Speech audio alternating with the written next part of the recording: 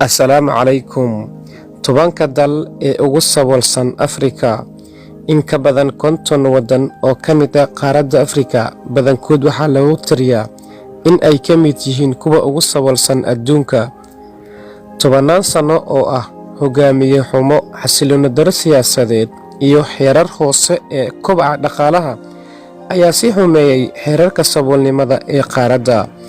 Inkastoo qaaraddu ay awood badan siin karto kheyraadka dabiiciga ah, haddana dad badan ayaa weli ku nool nolol saboolnimo buuxda ah. Halkan waxaan idinkugu soo gudbinayaa liiska 10 dal ee ugu saboolsan Afrika sanadkan 2020. Darajadu waxa ay ku salaysan tahay waddamadii ugu dambeeyay ee Gross Domestic Product oo loo soo gaabayo GDP halkii qofba ah. Halbeegan waxaa lagu cabiraa dhaqaalaha waddanka oo dhan marka loo wada qaybiyo halkii qof wixii ku soo aadi lahaa. Liiskan waxaan ku bilaabaynaa nambarka 10aad inagoo u sii daadegayno kan koowaad. Ku soo dhawaada mawduuceena maanta.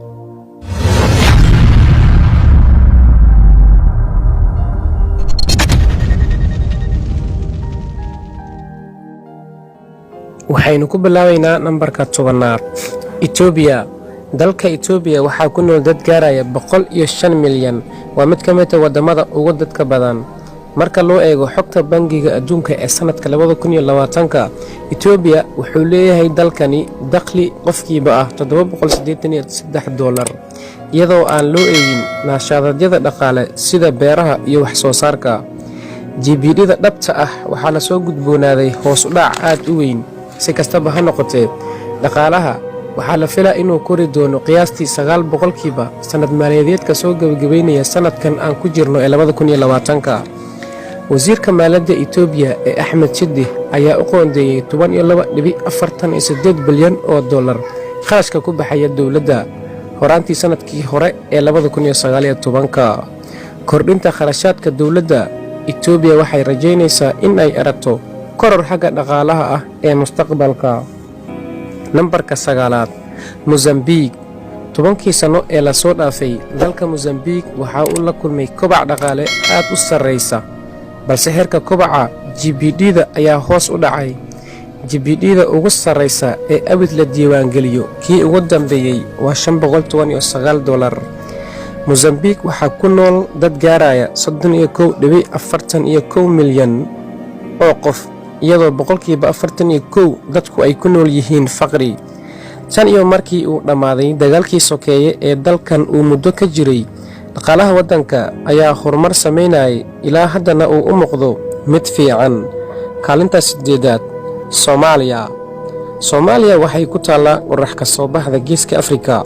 Bangiga Adduunka waxa uu ku qiyaasay dadkiisa 16.62 milyan oo qof horaantii sanadkan 2020. GDP-da halkii qof waa $478. Heerka saboolnimada dalka ayaa gaaray 73%. Dalka waxaa si weyn u saameeyay xasillooni darro siyaasadeed. Heerka shaqo la'aanta dhalinyarada ayaa ah 67%, iyadoo caruur badanna ay ku nool yihiin nolol faqri ah. Abaarta daran iyo cimilada xun ayaa sii xumeynaysa nolosha dadka saboolka ah ee Soomaaliya. 7. Jamhuuriyadda Dimuqraadiga ah ee Kongo. Jamhuuriyadda Dimuqraadiga ah ee Kongo waxay ku taallaa bartamaha Afrika. Waxay leedahay dad gaaraya 81.3 milyan oo qof oo leh qaybo aad u badan oo ku hoos nool khadka faqriga. Waxay leedahay GDP $448.7 halkii qof oo ku salaysan muuqaalka adduunka. Bangiga Adduunka waxa uu dalkani ku qiyaasay heerkiisa saboolnimada in uu gaarayo 64% sanadkii 2020. Hase yeeshee, dalku waxa uu qaadayaa tallaabooyin aad u qurux badan si looga baxo saboolnimada. Waxaa laga yaabaa in uu soo gaaro waddamada horumarsan sida India sanadaha soo socda. Kaalinta 6aad. Madagascar. Sida laga soo xigtay Bangiga Adduunka, waddankani waxa uu soo maray kobac dhaqaale oo aad u sarreysa sanadihii la soo dhaafay. GDP-da dalka ee halkii qof waa $423.32 qaybta ganacsiga ayaa kaalin weyn ka qaadata dhaqaalaha dalka. Madagaskar waa jasiirad ku taalla koonfurta bari ee Afrika ee gudaha badweynta Hindiya. jasiiraddani waxaa ku nool dad gaaraya 27.69 milyan oo qof. tiro aad u badan oo dad ah oo ay ku jiraan caruur ayaa weli la ildaran nafaqo dari darteed. kaalinta shanaad, Malawi waa dal xiran oo ku yaalla koonfurta bari ee Afrika. waxay ka mid tahay wadamada ugu saboolsan ee ay boqolkiiba 53 ka yihiin 15 milyan ee ku nool saboolnimo daran. bishii Disembar ee sanadkii hore, GDP-ga waxa uu ahaa $402.4. kobaca dhaqaalaha ayaa si weyn saameyn ugu yeeshay howlaha beeraha ee dadka. qaybaha kala duwan ee tubaakada sidoo kale way ku xooggan yihiin qaranka. kaalinta afaraad, Niger waa dal aan cilad lahayn, waana dalka afaraad ee ugu saboolsan Afrika. GDP-ga dalka ayaa taagan $400. si kastaba ha noqotee, GDP-ga qofkiiba waxaa la filaa in uu kor uga kaco $425 sanadka soo socda. qiyaastii boqolkiiba 40 ee kobaca dhaqaalaha waxaa loo nisbeeyey beeraha. kaalinta saddexaad, Liberia. marka loo eego ganacsiga, GDP-ga dalkan Liberia ee hadda jira waxay noqotay $360. waxa ay leedahay 54 boqolkiiba heerka saboolnimo oo ku salaysan warbixinta Bangiga Adduunka. dalkan waxa uu ka mid yahay wadamada ugu hooseeya ee saboolnimada dhowr jeer la soo saftay.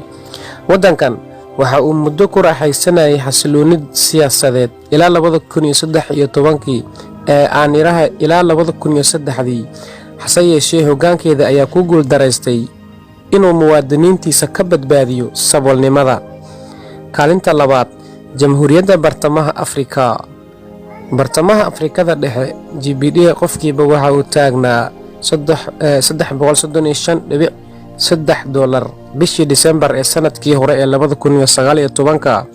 in ka badan 3 meelood meel dadku waxa ay ku nool yihiin wax ka hooseeya $1.09 maalintii.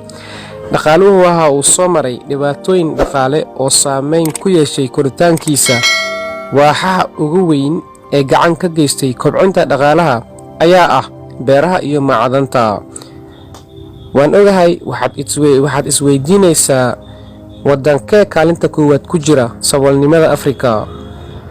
kaalinta koowaad waxaa galay wadanka Burundi. Jamhuuriyadda Burundi waxaa ku nool dad gaaraya 21.58 milyan oo qof, waxayna ka mid tahay wadamada ugu saboolsan Afrika. dalka Burundi heerka saboolnimada ayaa ah 65 boqolkiiba, iyadoo midkiiba 3 nin oo reer Burundi ah uu u baahan yahay gargaar bani'aadanimo. dalkani waxaa si weyn u saameeyey sida la isku raacay cudurkan HIV/AIDS. liiska waxaa ku jira 10 wadan ee ugu sarreysa Afrika oo ku nool saboolnimo buuxda. xeerar sare oo musuqmaasuq, hoggaan xumo, nabadgelyo xumo iyo ku takrifal awoodeed deyn la xiriirta go'aamada maamul ee liita ayaa ka mid ahaa sababihii curyaamiyey dhaqaalaha badan ee Afrika. si kastaba ha ahaatee, qaaradda Afrika waa mid ka mid ah kuwa ugu waxtarka badan kheyraadka dabiiciga ah, inkastoo sannadaha soo socda ay dalal badani ay ka maqnaan doonaan liiska saboolnimada, maadaama ay wadaan dadaallo fara badan oo si dhaqso leh ugu kobcin karaan dhaqaalahooda. intaan ayaan ku soo gabagabaynayaa mawduucana caawa. assalaamu calaykum waraxmatullaahi wabarakaatu.